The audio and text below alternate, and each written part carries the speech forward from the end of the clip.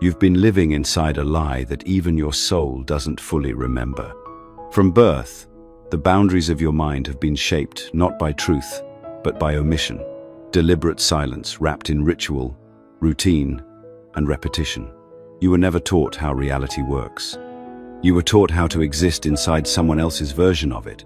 But there was someone who left behind the real blueprint, coded in symbols, hidden in stone, guarded by time. Thoth, not a myth, not a god in the way you were told.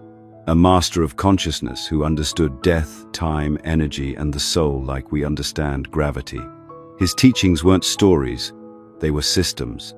What you're about to see isn't mysticism, it's instruction.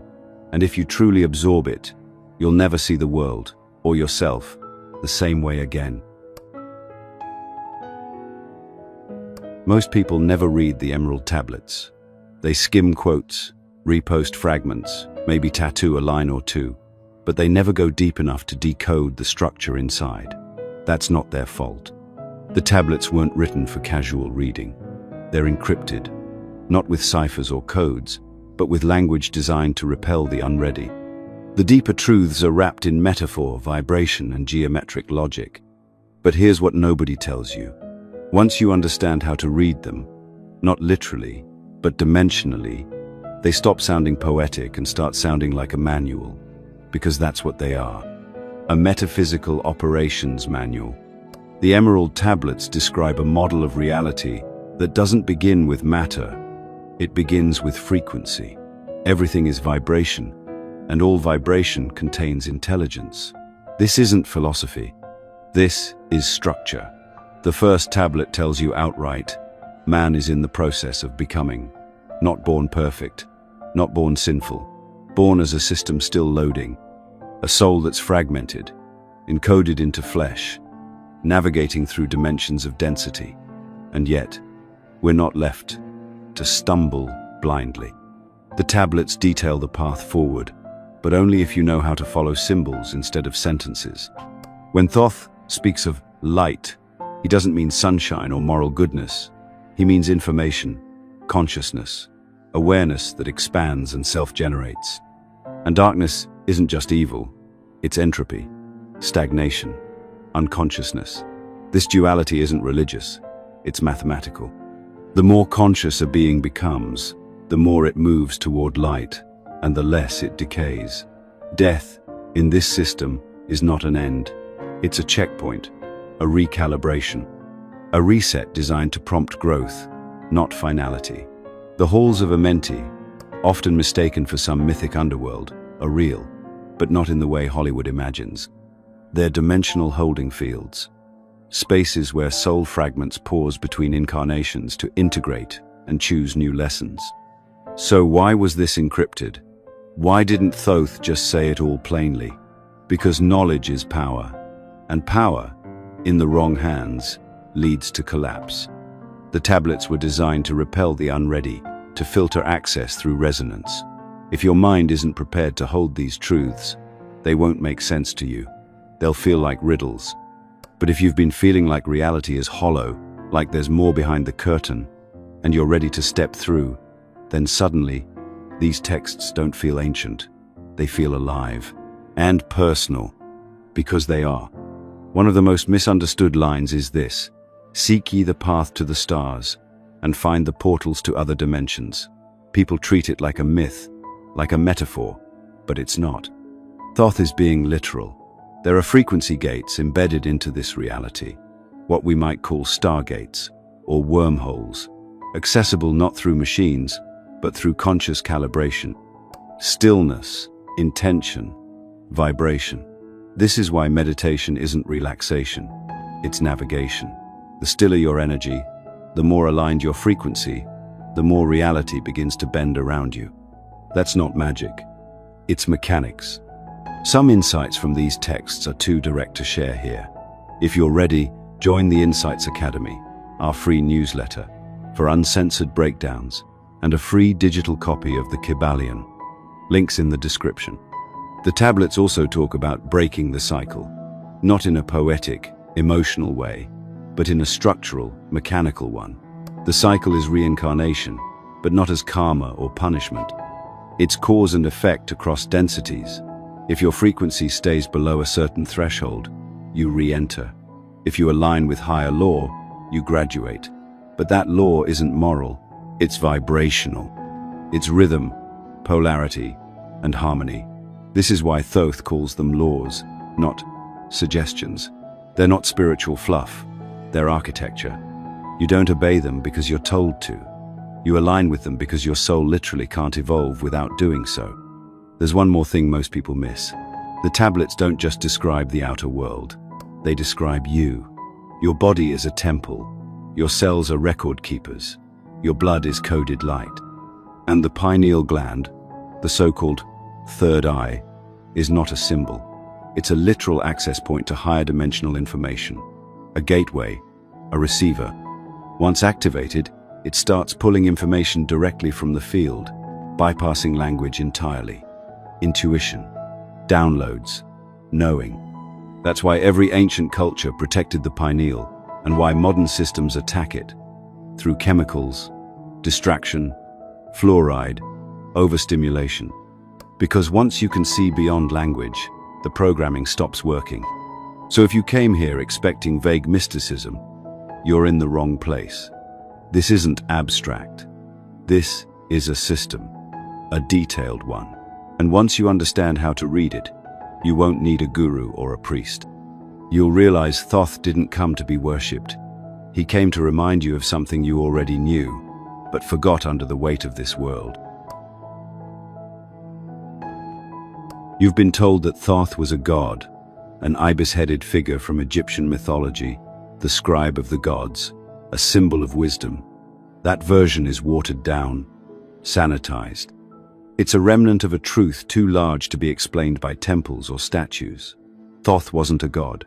He was a consciousness, ancient, evolving, transcending form and function. The idea of worshipping him would have been absurd to him. He didn't want followers. He wanted initiates, beings who remembered. Because Thoth wasn't just one man. He was a role, inhabited by an intelligence that transcended linear existence. The teachings speak of incarnations not as singular lifetimes, but as vessels. Hermes Trismegistus, Enoch, Metatron. Different names. Same current. Same stream of consciousness flowing through different ages. Coded in different languages. Adapted for different minds. Thoth wasn't bound to one body, one culture, or even one planet. In the tablets, he refers to himself as one who walks among men but is not of them. That's not poetic flair. That's a dimensional description. His presence wasn't local, it was multidimensional. Meaning, he could move in and out of densities, altering his form, shifting his expression, accessing time, the way we access memory. When he says he descended from Atlantis to Egypt, he's not talking about geography. He's describing a vibrational descent from a higher frequency civilization to a lower one, from knowing into remembering, from structure into chaos. Atlantis, as he describes it, wasn't a mythic island, but a civilization functioning on laws we've forgotten, laws of sound, light, thought, and sacred geometry. When Atlantis fell, it wasn't because of war or weather. It was because its citizens fell out of alignment with the universal laws. Decay followed. Systems broke down. And those who remembered, like Thoth, left with the intention to seed the next cycle of consciousness elsewhere. Egypt was one of those places. Not because of its location, but because of its energy lines, its geometry, its role in the Earth grid. The pyramids weren't built for burials. They were built as transmitters, stabilizers, resonance chambers, machines aligned with celestial bodies and vibrational harmonics. Thoth designed them not to impress kings, but to preserve knowledge through vibration. A library written in stone, sound, and shadow. This is why Thoth was called the scribe. Not because he wrote down history, but because he encoded reality. He knew how to crystallize knowledge in form, how to trap frequency inside symbol, how to encode universal truth into visual structure. He was less of a writer and more of a programmer. and his code was consciousness itself. When you read the Emerald Tablets, or the Kybalion, or the Hermetic texts, you're not just reading information, you're syncing with his field. His intention is still embedded in the frequency of the words. That's why you feel something shift when you engage with them deeply. That's not a coincidence. That's design.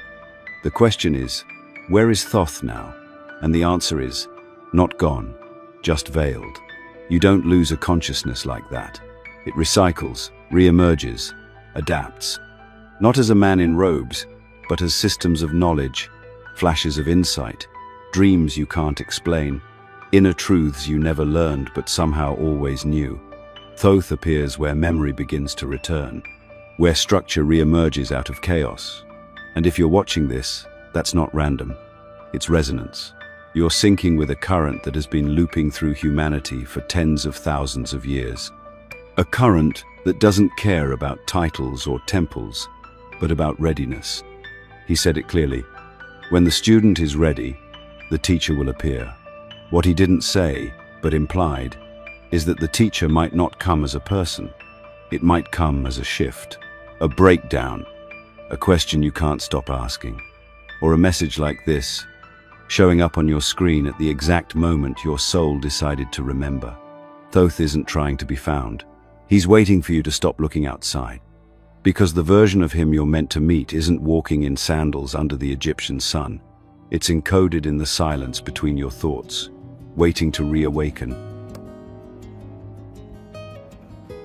You've been told your soul is one thing, singular, mysterious, invisible. But Thoth taught something far more structured, far more exact. Your soul isn't one thing. It's a layered mechanism, an energy system encoded with memory, purpose, and potential. It's not just light, it's intelligence in motion, and understanding it doesn't require belief. It requires observation. What you call emotions, instincts, intuition, these aren't spiritual fluff. They're feedback systems. Your soul isn't some ghost inside you. It's the entire framework of you, layered over lifetimes, embedded in fields, split across densities. And until you understand its mechanics, you're just guessing your way through existence. According to Thoth, the soul has structure. The Ka, the Ba, the Khat, the Sahu, each layer serving a different function, each bound to a specific density of reality. The K is your vital energy. It holds your life force, your motion, your will to act. The Ba is your personality, the part that moves between realms, the expression of self that reincarnates with variation. The Khat is the physical body, the shell, the anchor, and the Sahu is the spirit body, formed only through conscious alignment, refined over many lives.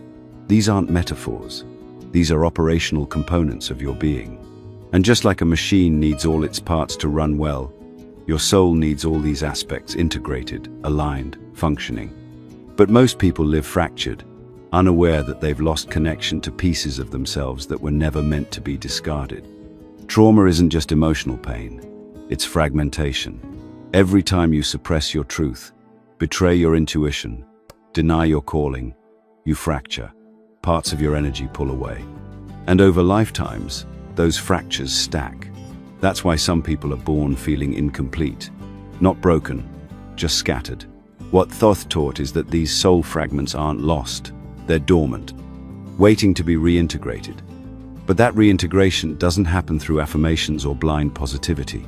It happens through self-awareness, shadow work, and vibrational alignment with universal law. You don't heal by escaping pain.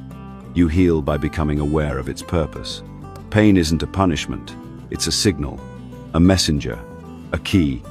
Reincarnation, as Thoth describes it, isn't about karma in the moral sense. It's not a celestial scoreboard keeping track of your mistakes. It's about momentum. Your frequency at the time of death determines your next entry point. If you die in confusion, denial, or resistance, you re-enter at that same vibrational level. Not as punishment, but because your energy has to resolve what it couldn't integrate. But if you die in awareness, clarity, alignment, you enter the next cycle with greater access, not just to memory, but to function. This is how evolution works, not through external achievement, but through internal coherence. And this is where the illusion of death falls apart. Thoth makes it clear, death is not an end. It's a transition between bandwidths of perception. What you call the afterlife isn't a place. It's a frequency band, a layer of the same system, operating at a different speed. The soul never dies. It just changes vibration, like a radio tuning to another station. And if you're not aware of the tuner, you just think the music stops. But it doesn't. It shifts, continues, evolves. This is why the ancient initiates prepared for death every day, not because they feared it, but because they wanted to die consciously. They practiced alignment, not out of piety, but out of technical necessity. They knew that the architecture of the soul determines the trajectory of the self after this life ends, and they didn't leave it to chance. Neither did Thoth. That's why he gave us the instructions, not to worship, but to follow, not to theorize, but to apply. You weren't meant to wander through this life numb and fragmented. You were meant to remember the mechanics of your own existence, and every flash of intuition, every unexplained emotion, every synchronicity, it's your soul sending you signals, reminding you there's a deeper system behind your personality, one that doesn't care about trends or timelines, but about evolution, your evolution. The soul doesn't seek comfort, it seeks coherence. And Thoth didn't teach us how to pray. He taught us how to remember what we are. There are laws governing this universe that don't care what you believe. You don't get to bypass them by ignoring them, and you can't pray your way around them. They don't punish, they respond. That's the difference. What Thoth laid out wasn't religion, it was physics, but not the kind you learned in school, not mechanical, not material, energetic, consciousness-based. And the most important thing he ever said about these laws was this: alignment isn't a choice, it's a necessity. You either align and ascend, or resist and decay. And that's not philosophy. That's how the structure works. The so-called laws of the universe, polarity, rhythm, vibration, cause and effect, these are not abstract ideas. They're the scaffolding of reality. The Kybalion touches them, sure. Hermeticism summarizes them, but Thoth embedded them deeper. To him, these laws weren't just truths to understand, they were forces to master. Imagine trying to build a house without understanding gravity.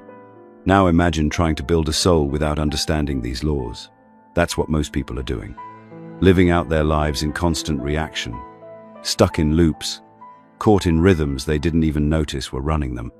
Polarity means that everything has its opposite, and that both ends are the same thing, expressed at different intensities. Love and hate, same spectrum.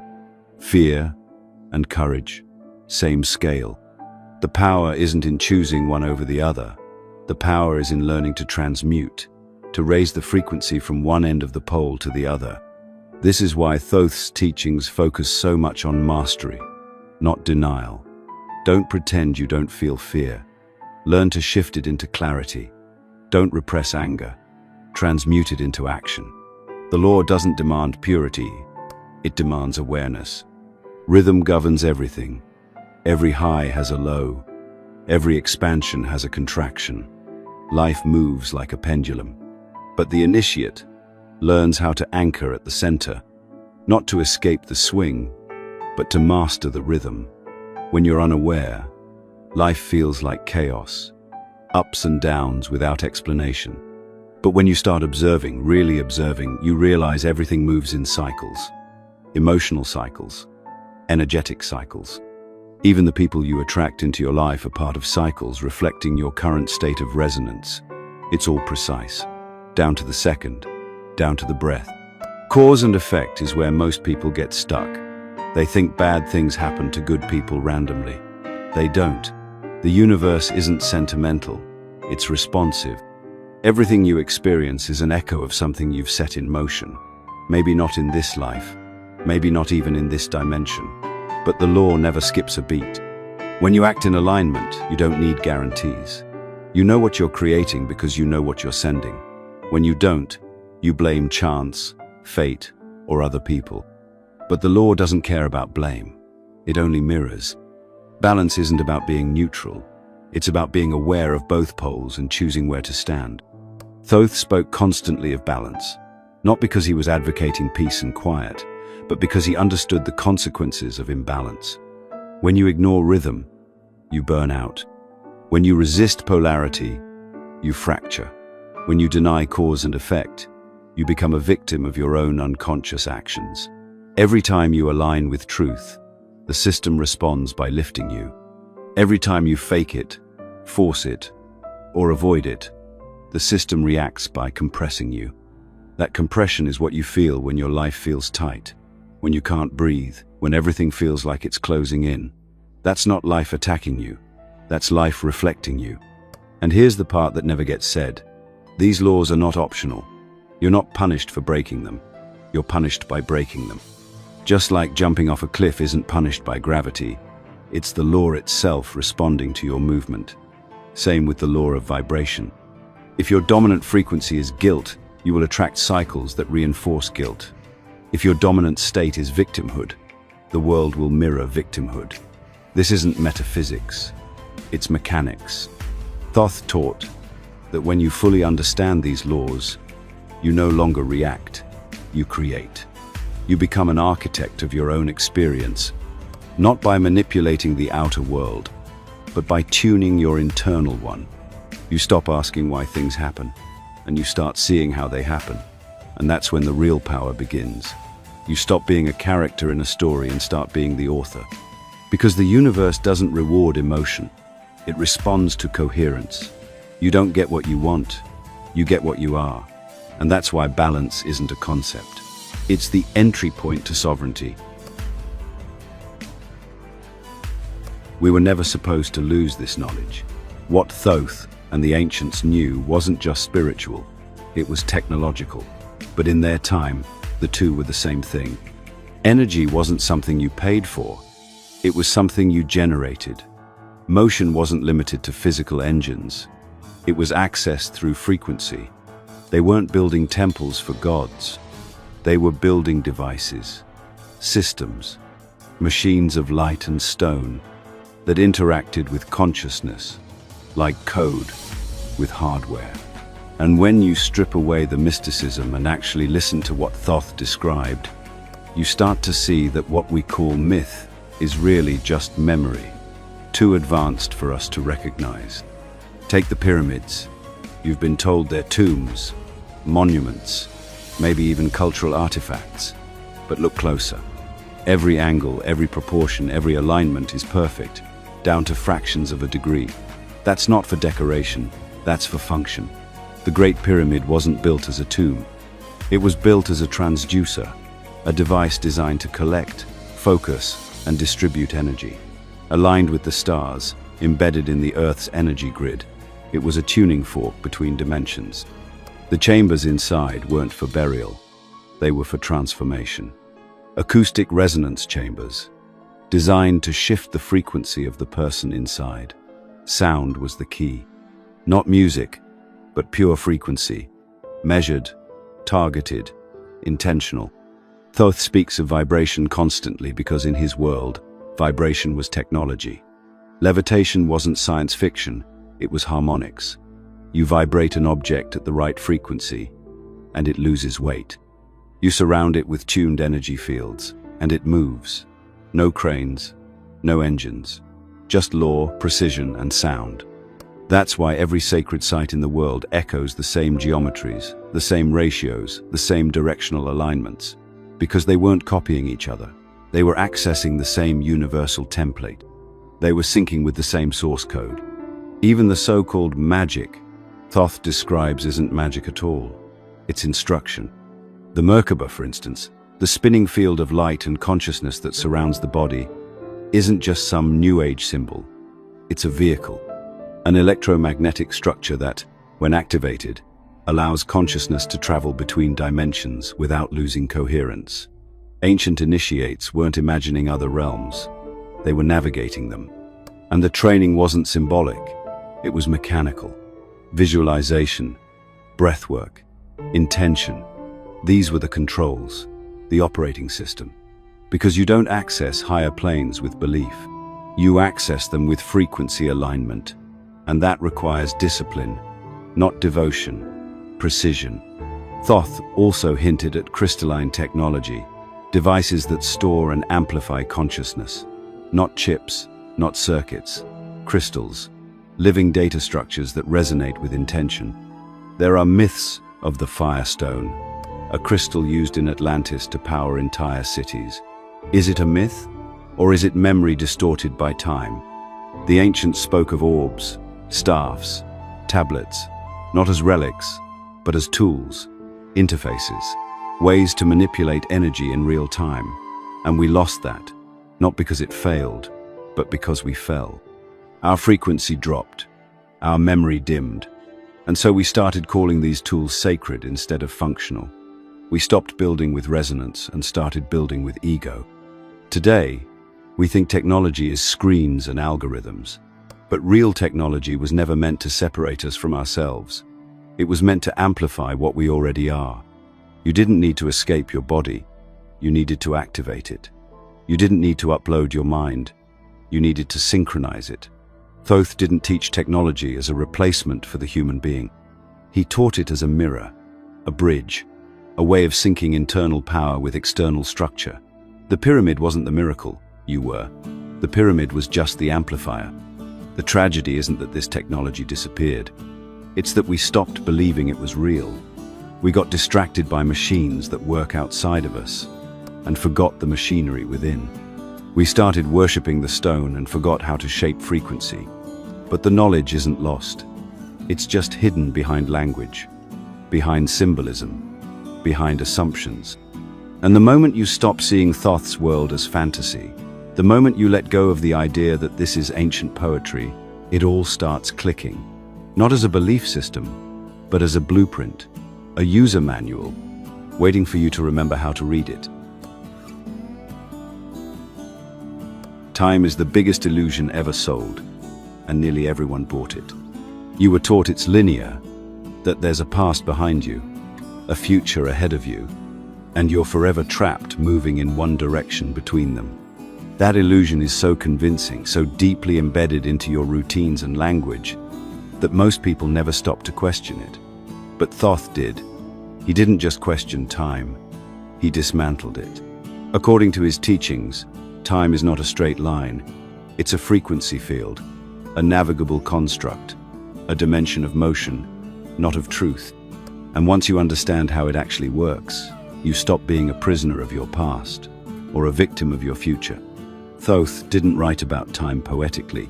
He wrote about it operationally. He spoke of moving through time as one walks through space, describing consciousness not as anchored, but as mobile, capable of shifting vantage points across timelines. He described past and future lives, not as fixed events in a historical record, but as parallel threads of experience accessible through resonance. To him, time wasn't a road, it was a field of potentials, and the self wasn't bound to one timeline. It was multi-expressed across many. You're not just the person you think you are today. You're also the unfinished versions of you from other lives, other possibilities, still running, still influencing you through subconscious bleed-through. This is why people have déjà vu, unexplainable talents, irrational fears, or dreams that feel more real than waking life. It's not just imagination, it's an intersection. One thread brushing against another. One version of you momentarily syncing with another version in a parallel corridor of time. The more aligned you become, the more these intersections happen. Time stops feeling like a constraint and starts becoming something you can observe, then influence. Memory is not a backward-looking function. It's a navigational tool. And most of what you call memory isn't even from this life. That's why you resonate with certain ideas, places, or symbols without any logical reason. You're not learning new information. You're remembering through frequency. Your soul stores data across dimensions. The more attuned you become, the more access you have. That's why ancient initiates practice stillness, not just for peace, but for calibration. When the mind is still, the field opens. When you drop beneath the noise of daily consciousness, the barriers between timelines thin. What you think of as downloads are actually realignments. Your higher self handing you data from the grid you already belong to. But here's what truly breaks the illusion. Time doesn't move. You do. Time isn't pulling you forward. Your consciousness is unfolding through layered potentials, collapsing possibilities into form. With every choice, every intention, every shift of focus. That means the past isn't gone. It's active. The future isn't waiting. It's responding. And the present isn't a moment. It's a point of power. Everything exists now, layered and encoded. And what you align with becomes real to you. Not because it was destined, but because your frequency called it forward. This is the real danger of unconscious living. When you believe time is something happening to you, you give away your ability to shift it. You live in reaction. You accept loops. You call repetition fate and forget that you're the one spinning the wheel.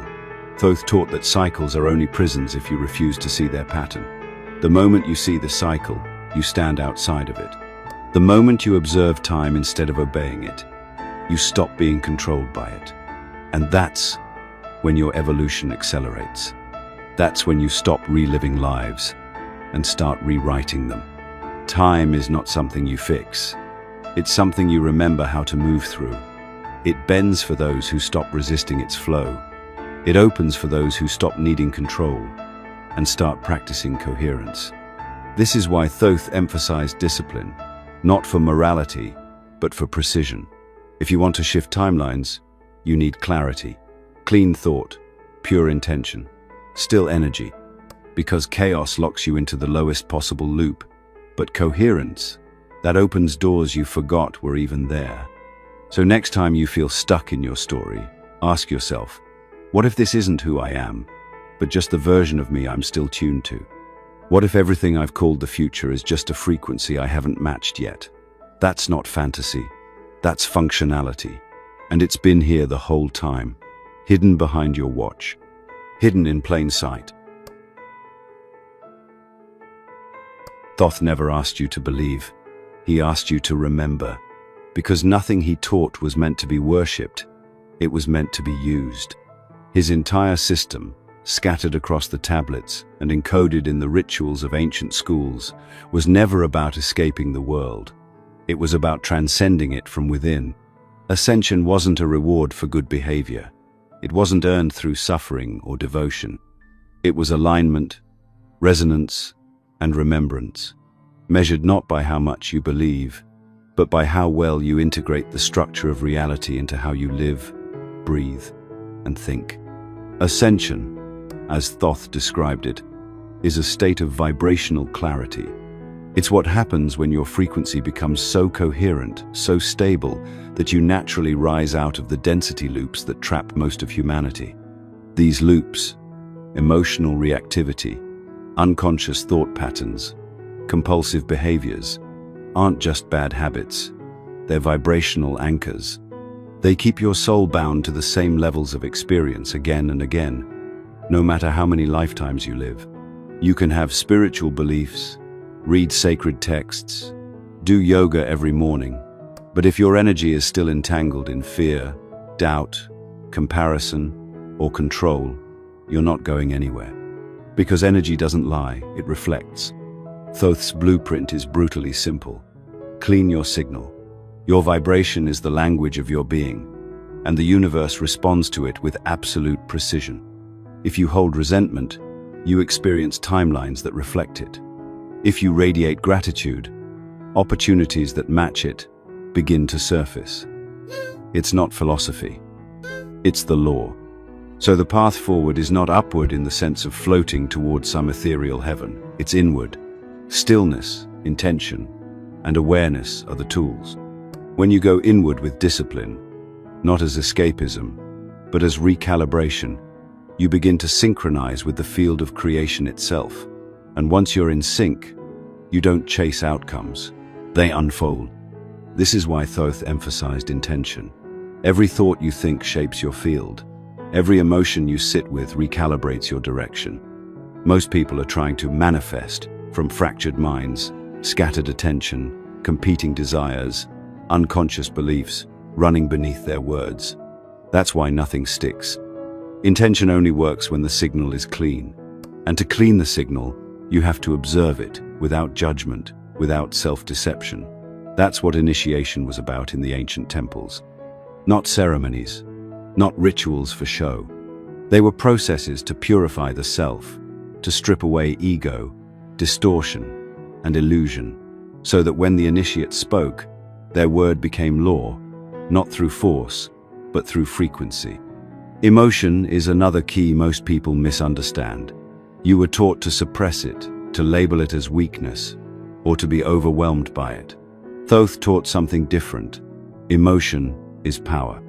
It's energy in motion, yes, but more importantly, it's a fuel source. Love, rage, sadness, desire, these aren't obstacles to ascension, they're levers. When harnessed consciously, they can collapse timelines, accelerate growth, and break the cycle of stagnation. The key isn't to control emotion, it's to channel it, to direct it through intention and clarity, turning raw frequency into transformation. And then comes service, not the performative kind, not martyrdom, but authentic contribution. When you align your personal evolution with collective awakening, your field amplifies. You become a node of coherence in a network of distortion. That coherence is contagious. It affects others without effort. That's what the ancients meant when they said, enlightened beings change the world without moving a finger. Their presence recalibrates the field. And that presence isn't about personality. It's about purity. The more you remember what you are, the more you emit a frequency that others feel but can't explain. This is the real ascension path. Not floating into the sky, not escaping the matrix through fantasy, but becoming so aligned, so vibrationally refined, that the matrix loses its grip on you. You don't exit it by force. You outgrow it. You stop feeding it. You become immune to its pull because your resonance simply doesn't match the fear, distraction, and control it thrives on. And in that space of neutrality, of sovereignty, you begin to operate as your true self, not a reaction, not a persona, but a conscious architect of experience. So forget the robes, the rituals, the theatrics. The blueprint was never about ceremony. It was about frequency. You already have the tools. Stillness is the gateway. Intention is the compass. Emotion is the fuel. Alignment is the engine. And remembrance is the key. Ascension isn't about becoming something new. It's about remembering what you were before the distortion began.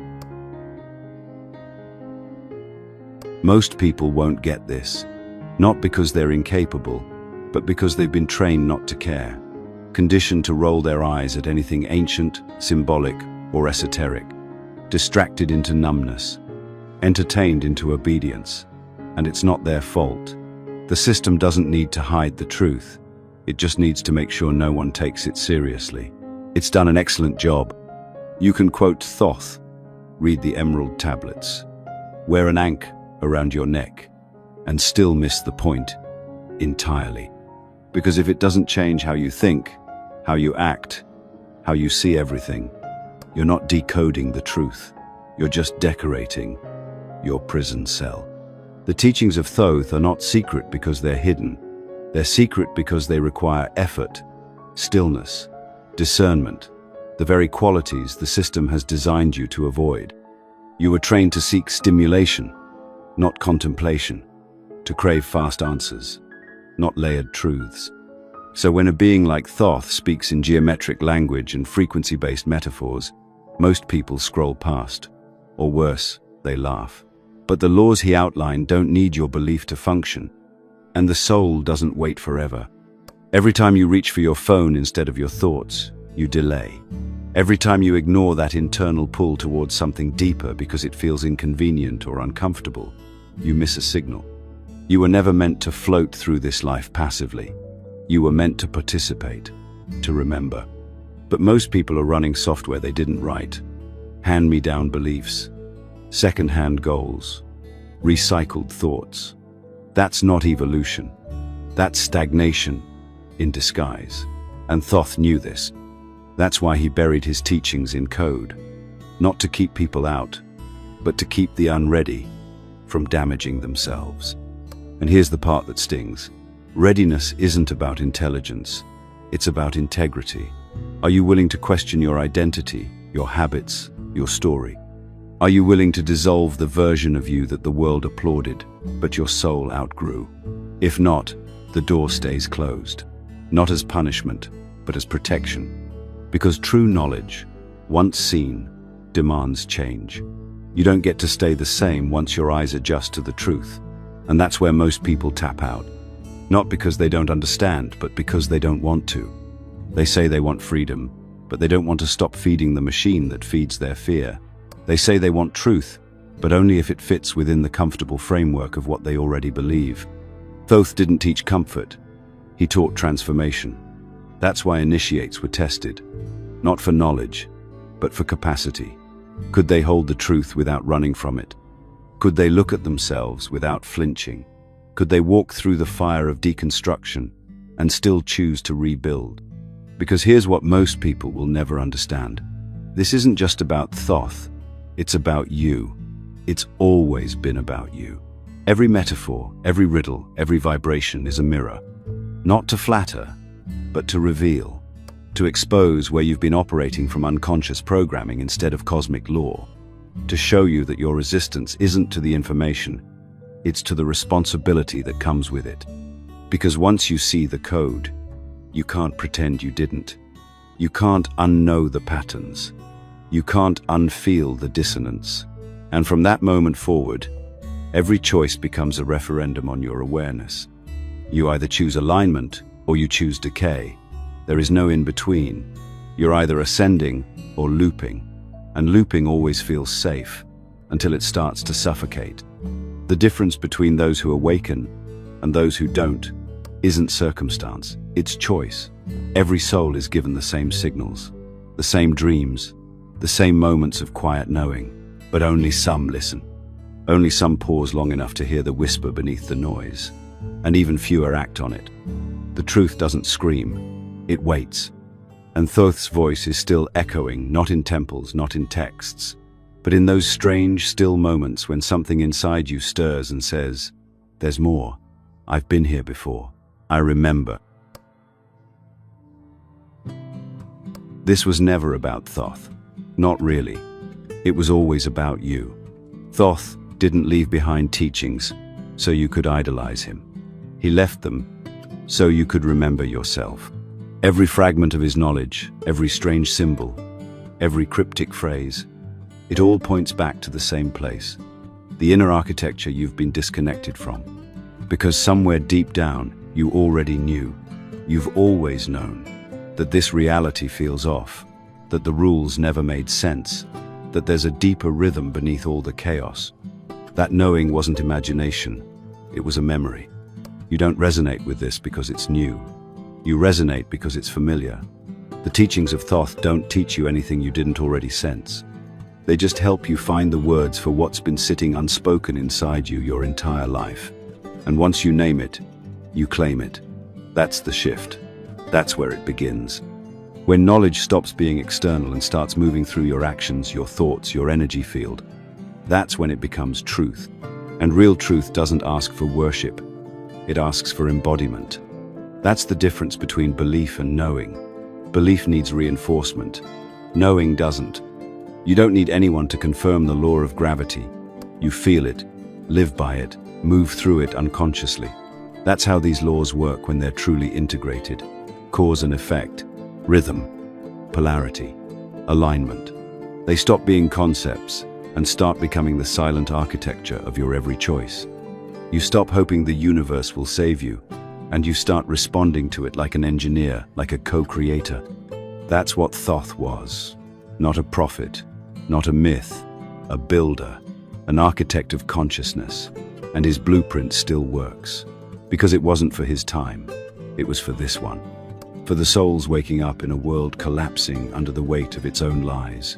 For the ones who don't want fantasy but function, not fluff, but frameworks, not blind faith, but tested truths. For those who are done waiting to be saved and are ready to remember what they are. You weren't born to obey. You weren't born to loop through recycled desires and shallow distractions. You were born to create, to move reality, to raise your signal until distortion can't hold you anymore. Ascension isn't a reward. It's a side effect of clarity, of discipline, of radical honesty with yourself. The moment you stop outsourcing your truth is the moment you start rising, and not in theory, in frequency. And if something inside you knows this, if something quiet and unshakable has been nodding all along, don't ignore it. That's the real you, the one before the programming, the one that's always been watching, waiting for you to stop pretending you don't remember. You've made it this far because you're ready, ready to go deeper, to unlock what's still hidden, to receive the teachings that can't be shared openly, not here. That's why Insights Academy exists. Join the free newsletter using the link in the description, and you'll receive a digital copy of the Kabbalion. This isn't a bonus, it's a key. Don't miss it. Because this path doesn't end here. The real work starts now. In your breath, your habits, your thoughts, your alignment. Thoth wasn't a beginning or an end. He was a reminder that you are the gatekeeper, the signal, the architect. If this video resonated with you, let us know by commenting. I understood it.